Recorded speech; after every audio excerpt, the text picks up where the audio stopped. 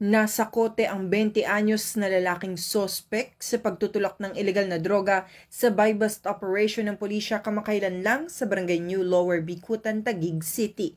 Base sa report, ikinasa ng Station Drug Enforcement Unit ang nasabing operasyon na nagresulta sa pag-aresto ni alias Et, tinaguriang street-level individual. Sa panayam namin sa sospek, hindi niya itinatanggi ang reklamo laban sa kanya dahil totoong may hinihintay raw siya sa nabanggit na lugar upang iabot ang marijuanang inutos sa kanya ni alias Jerome na siyang pinagkukuhanan niya sa Barangay Bagumbayan, lungsod ng Taguig.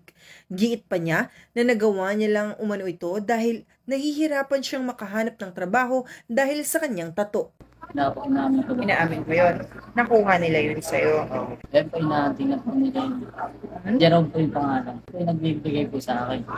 Sinabi niya po na pahawaan niya daw po ako. Higente po ako nun. Tumigil po dahil gawa po ng wala na pong say. Tapos na po yung ano namin. Kontrata po. Higente. Kaya po, kaya po sinasok ko. Kami po bigyan niya lang po sa akin pag na-upit po na 4K lang po.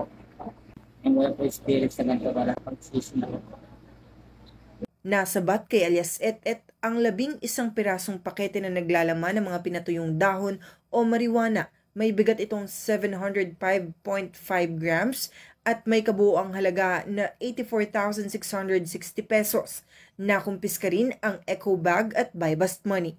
Reklamong paglabag sa RA 9165 ang haharapin ng sospek na nakakulong na ngayon sa himpilan ng Taguig City Police Station. Mula dito sa Southern Police District, ako ang inyong PNN correspondent, Patrolwoman Mary Tony Veva, alagad ng batas, tagataguyod ng Balitang Pulis.